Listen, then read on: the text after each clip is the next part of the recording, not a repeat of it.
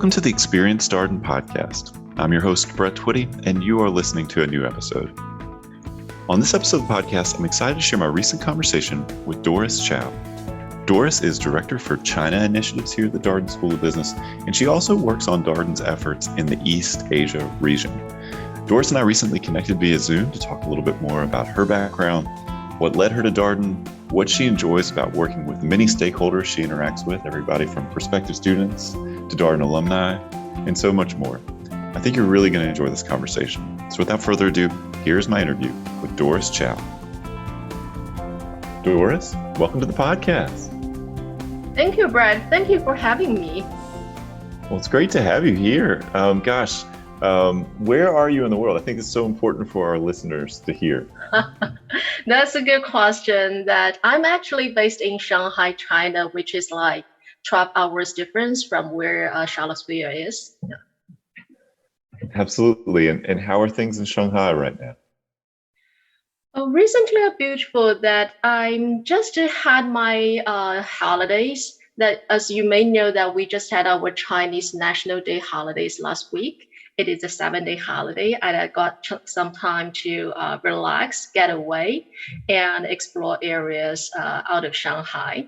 And by the way, the most beautiful, pleasant weather season that will come in Shanghai, autumn, right? It's like Charlottesville. That's great to think of these two places. One, a college town in central Virginia, and the other, like one of the largest cities in the world. This kind of, at least meteorological connection. So I appreciate that. So autumn is a peak season in Shanghai. Yes, but very short.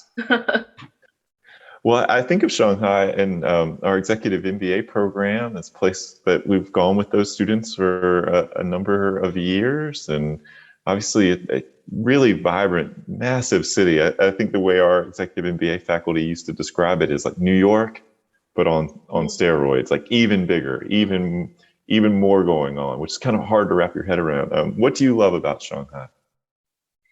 Oh, there is so much. I love it. Shanghai is actually where I was born. So it is like sometimes I will love the hustle and bustle when I was still young. And nowadays that I love the opportunities that provides in Shanghai.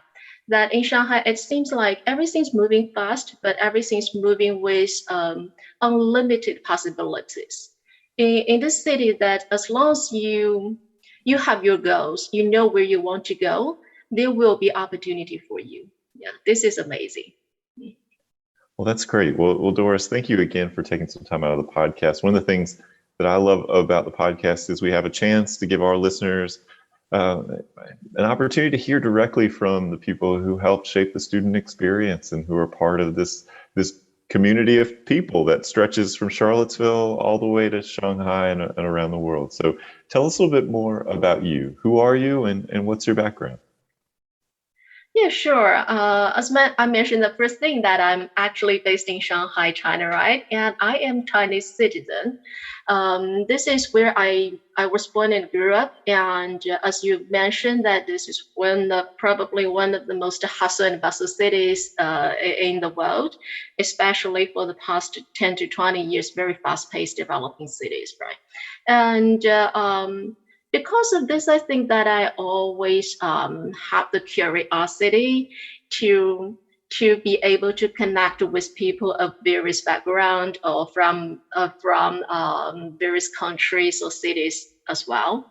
So when I was very young, I set my goal as, okay, I want to connect to the larger world, not only where I live, right, but the larger world. So I think that I think how I can achieve my goal is, first, I have to have the language ability. And second, that I should have the platform or channels or resources that can help me to make the connection. That's why I had my bachelor major in English language and with education as a direction focus. And that's how the life brought me to the higher education industry. very, very interesting. And if talking about my career path, that I've been working for state-owned company, NGOs, before I entered to higher education industry. And I've been in this higher education industry for over 15 years, helping U.S. business school localize their programs in China, mainly in China, and also other area like South Korea, Japan, and Singapore as well. So really, really interesting. If you asked about my background, as I would say, I call myself as an educator. Like it's not I have to be a teacher, but I'm always working with people who are in this area, and I bear my dream about education is something very, very meaningful. So I like to do that kind of things to help people achieve their goals, or at least to help people to have one more chance or one more possibility to achieve their goals. That's my academic wise background and career background. And personal wise, I just love everything, like love talking to people, as you may already sense. And love to meet various people, learn from their stories, and also see how I can contribute during their story. Is if there's any influence or changes I can make, just the small changes would be good enough. Yeah.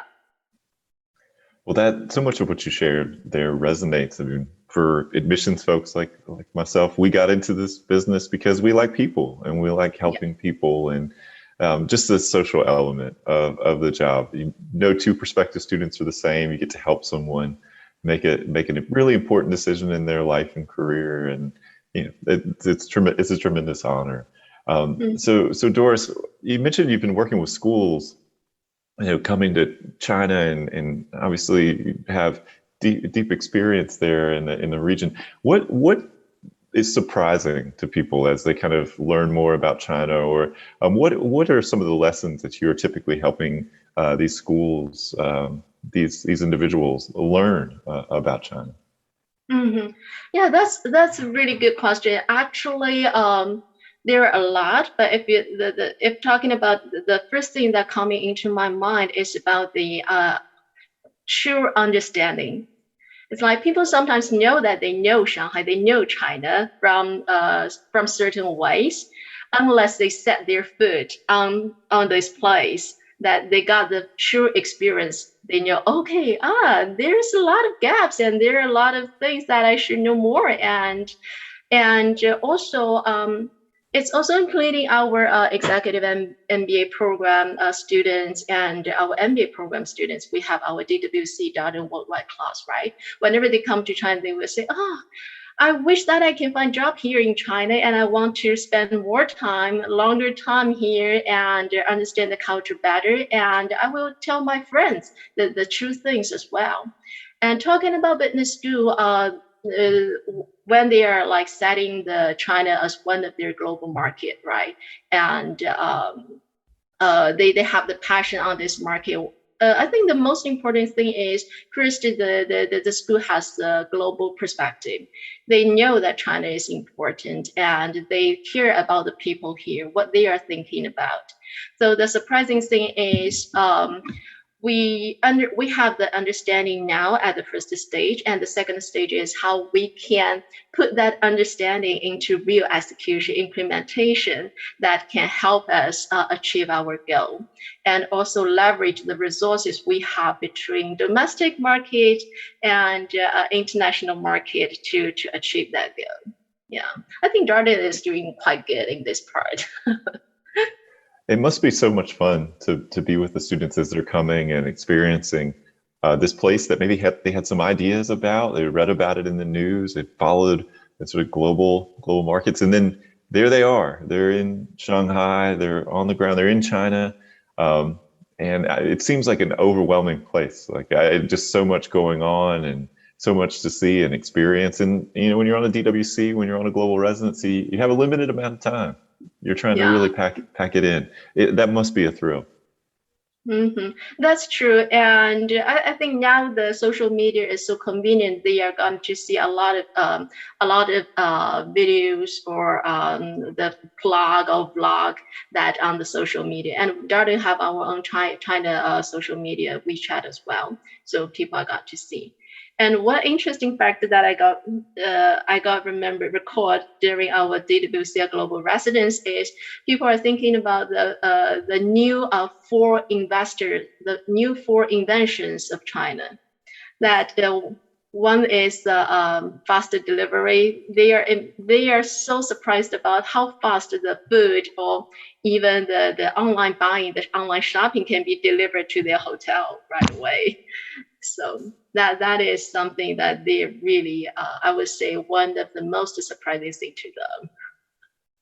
Yeah, that's incredible. I mean, we live in a time here in the United States of seemingly, it's not the peak, but in the relative history, peak online shopping, like people are getting everything delivered, groceries, home goods, books, et cetera, et cetera. And it's interesting to think that it could be faster, it could be more on demand, and Mm, the food is obviously part of that too. Restaurant meals too.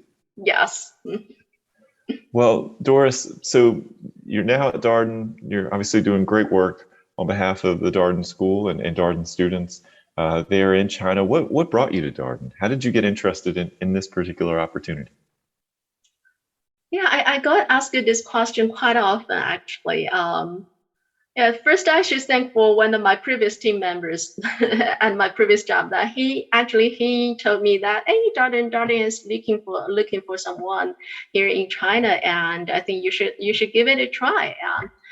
At that time, I already know Darden because like I've been in the higher education industry and helping U.S. business school, right? I knew Darden is such a great school.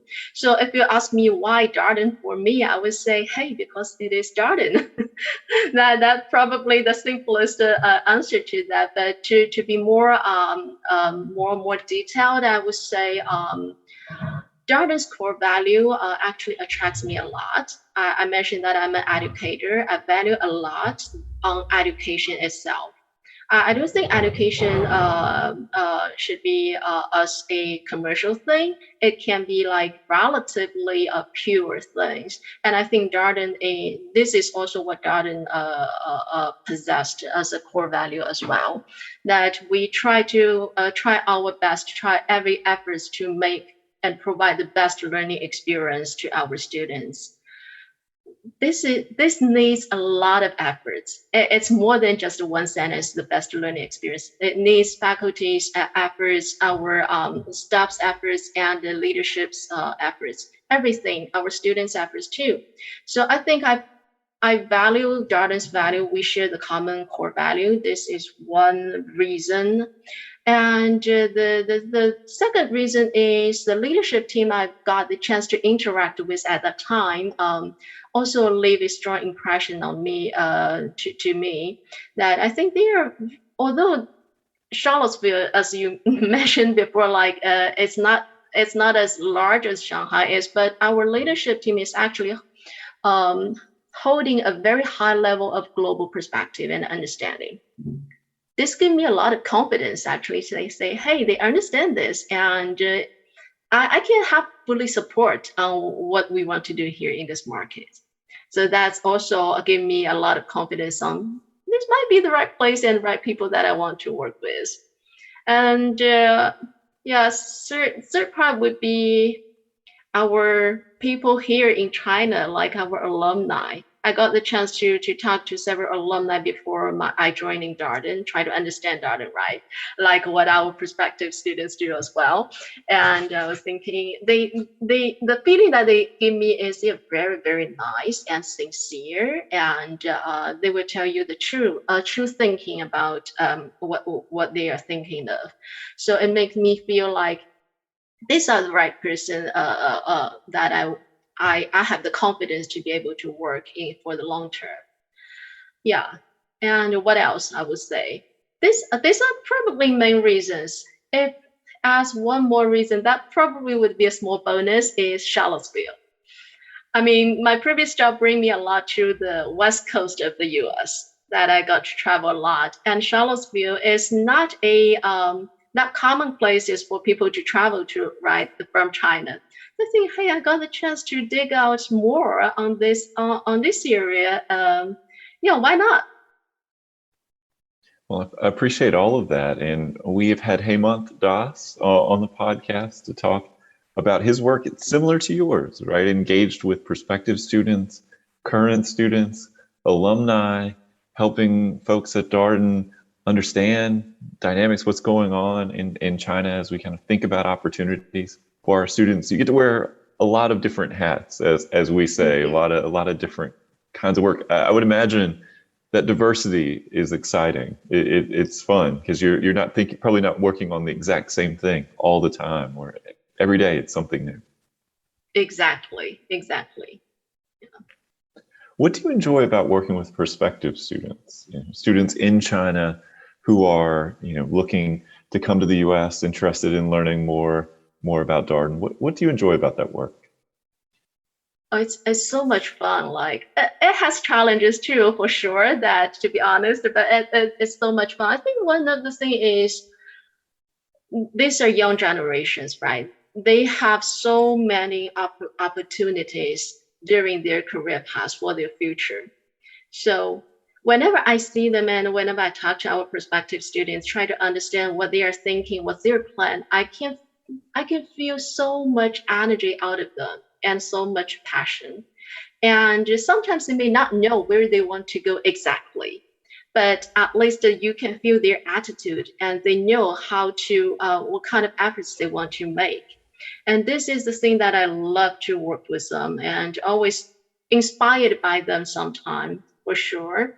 And also, sometimes they will give us really, really sincere suggestions as well to help us understand more about what the young generation wants and what they are thinking of. This help us to grow as well. I think this is mutual learning process. And also working with them, making me feel excited is I got the chance to tell them more about Darden and Charlottesville, which I can keep talking forever. Like, okay, this is the thing that you should learn, you should know about Darden, and also during the conversation, I love to find the right fit. That, hey, this is right fit. Oh, you want this, and this is exactly what Darden can provide you. And okay, you want this. I know this person. I know some of our alumni who can help you on this. This is also the part that have the magic. I would say I love the most. Yeah. Well, Doris, you're talking to prospective students. You're helping them kind of think through this decision. There are MBA programs in China, obviously MBA programs in the United States. What's the value in coming to the United States for an MBA program for someone from China? I'm sure this is a question you get from time to time as the Chinese MBA market has continued to grow and expand, and lots of opportunities there locally for folks, and yet we have students every year from China who decided to come to the U.S., decided to come to Darden for their experience. Yeah. Mm-hmm. Yes, the China market is large. Like there are various programs that are catering for various prospective students. It really depends on what you want to a specific prospective students. But back to your question is like China versus US, right? The US program versus Chinese program. I would say if to prospective students, if at your early stage of your career or of your life, you got the right or you got the resource to choose a different way to live, that will be something beautiful. That you may not feel it's right away, but if you look your life in the long term, that it will be something you will remember the most. And you can always come back to China to take the local program for sure. It hasn't to be just the one thing or the other thing, right?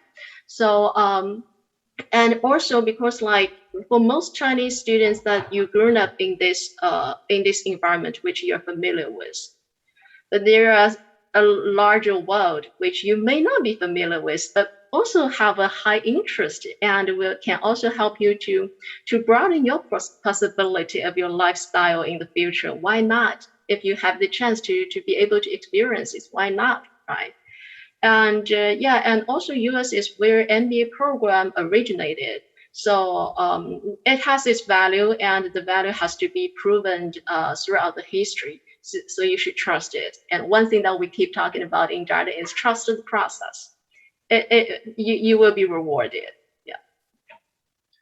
Well, I love what you just shared there, because so much of it resonates with what we talk with prospective students about generally, that coming to an MBA program is all about expanding your perspective and how you see and think about the world. And I can imagine that for folks living in China, come to the US, you're in Charlottesville as a first year student, man, it's probably different than maybe what what you experienced previously, but so much learning comes through that. Yes. Yeah, and the learning is not only about the academic part, right? It's also about your life part. It's like how you leave your comfort zone, and then got to manage your life, your learning, and probably some prospective students will bring their family too. So how you deal with them in another country. So much fun. Yeah, so much fun. And you're not alone. You're not alone to say, "Oh, I moved to Charlottesville on my own." We have Darden community there for you. Such a good point. An incredible group of people that you're matriculating through this experience with, 335 or so students in your class. Obviously, everybody at the school, faculty, staff. You have the broader Charlottesville community. There's so many people for you to lean on. I have Yeah. such empathy though for students who come from a place like Shanghai, and they are uprooting, picking up their life, coming all the way to the U.S. Hmm. For an MBA program. I mean, I just so admire that Hmm. adventurousness, that spirit of that decision. That is an incredible thing. I'm so impressed by those students.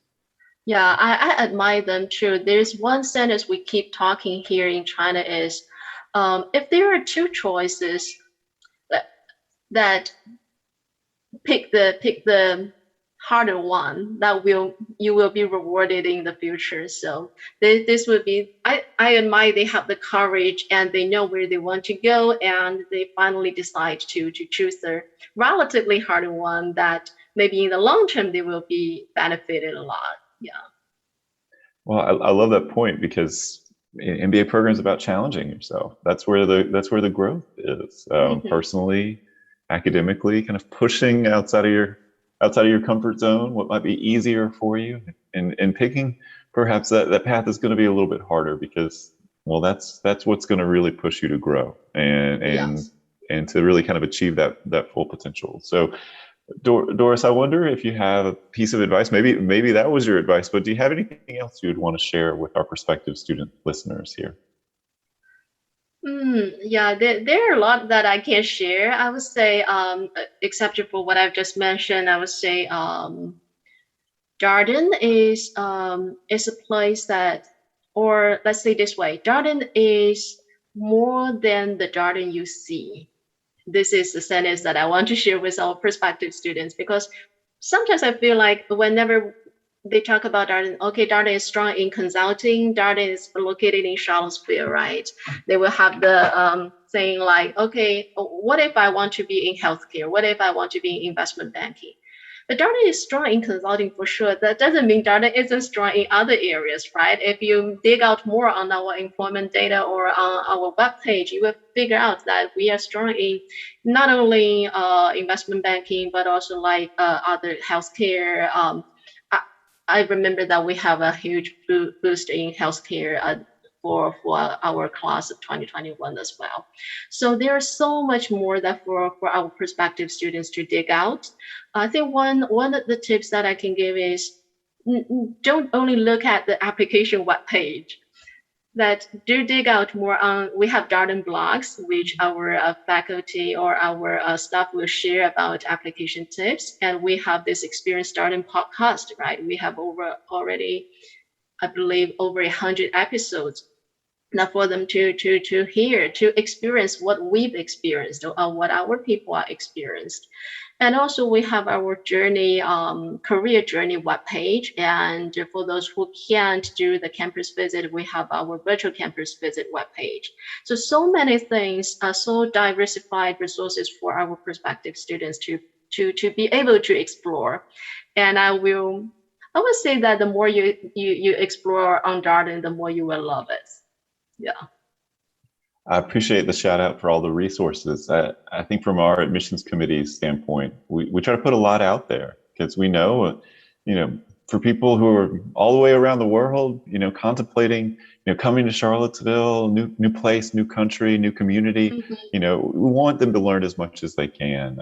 And we try to put a lot of things out there that are related to the application process too, so that people feel like, got a question about short answer questions. If you want to know more about resumes, who a good recommender might be, how you think about demonstrating your academic readiness for an MBA curriculum through your application materials. We have sessions about that. We have Yeah. blogs about that. We want people to Yeah. feel supported. Yeah, that's one thing actually I love about, how can I say this, about this, the what pandemic brought us is we have created so much sessions, virtual sessions, which allow our international students to be able to experience them before, right? This is a huge help for international students.